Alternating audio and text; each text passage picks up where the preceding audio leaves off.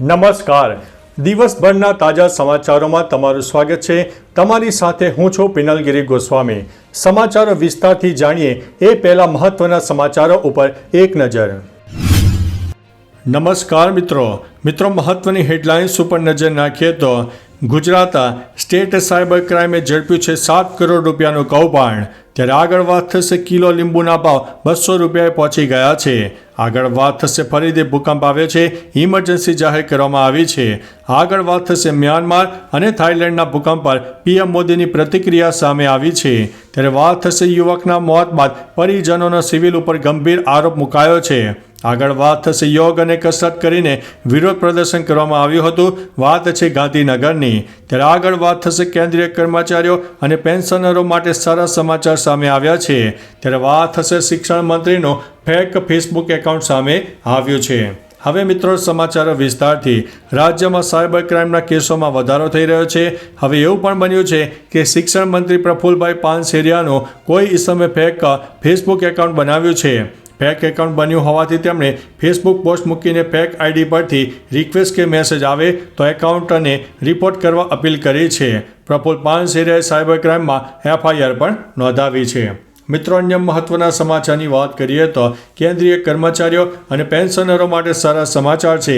કેન્દ્રીય કર્મચારીઓ અને પેન્શનરો માટે એકદમ સારા સમાચાર છે. મોદી સરકારે તહેવાર પહેલાં મોટી ભેટ આપી છે.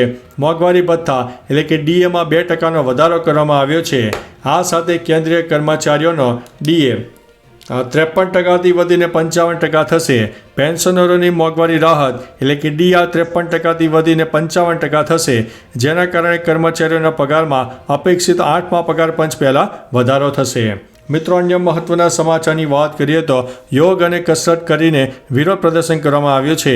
ગાંધીનગર સત્યાગ્રહ છાવણી ખાતે વ્યાયામ શિક્ષકોનું વિરોધ પ્રદર્શન કરી રહ્યા હતા. સત્યાગ્રહ છાવણીમાં યોગ અને કસરત કરીને પોતાની માંગણીઓની રજૂઆત કરી. છેલ્લા 15 વર્ષથી વ્યાયામ શિક્ષકોની ભરતી ન થવાના મુદ્દે શિક્ષકોએ યોગ અને અંગ કસરત કરીને અનોખી રીતે વિરોધ પ્રદર્શન કર્યું. કેટલાક શિક્ષકોએ 11 મહિના પૂરા થયા પહેલાં કોઈ આદેશ વગર છૂટા કરી દેવામાં આવ્યા હતા. પગારની અનિયમિતતા પણ મોટી સમસ્યા જોવા મળી હતી. મિત્રો, અન્ય મહત્વના સમાચારની વાત કરીએ તો યુવકના મોત બાદ પરિવારજનોનો સિવિલ ઉપર ગંભીર આરોપ સામે આવ્યો છે.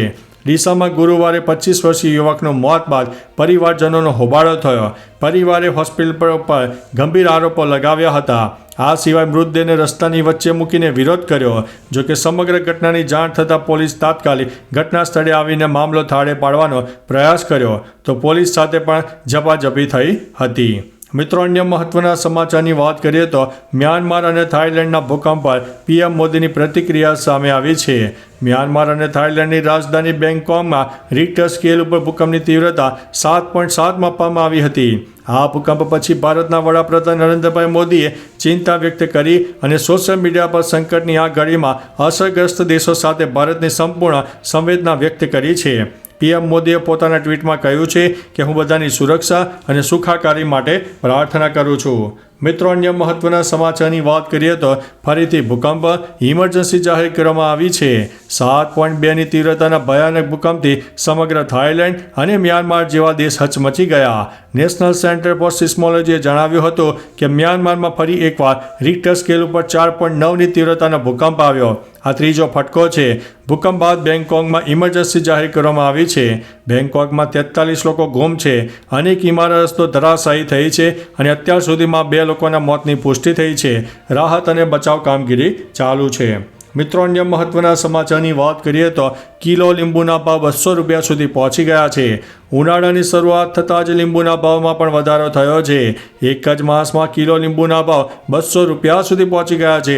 રાજ્યમાં વધતી ગરમી સાથે લીંબુના ભાવમાં 90%નો તોતિંગ વધારો થયો છે.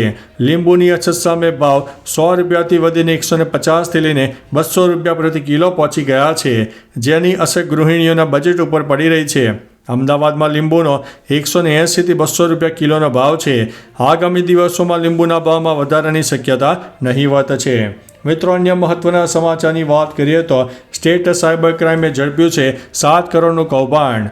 ગુજરાત સ્ટેટ સાયબર ક્રાઇમે 7 કરોડનું કૌભાંડ ઝડપી પાડ્યું છે, જેમાં 7 કરોડના સાયબર ક્રાઇમ ફ્રોડ કેસમાં આરોપીને પોલીસે ઝડપીને મોટા ખુલાસા કર્યા છે, જેમાં મુખ્ય સૂત્રધાર અભયકુમારની ધરપકડ કરાઈ છે. જણાવીએ કે વીમો પાકે ત્યારે લાભ થશે તેવી લાલચ આપીને આ આરોપી છેતરપિંડી કરતો હોવાની વાત સામે આવી છે, જેમાં અલગ અલગ ચાર્જના નામે કુલ 7 કરોડ રૂપિયા ભરાવ્યા હતા. તો ચાલો મિત્રો, ફરીથી દેશ અને દુનિયાના સુપરફાસ્ટ સમાચાર લઈને મળતા રહીશો. ત્યાં સુધી અમને રજા આપશો. નમસ્તે.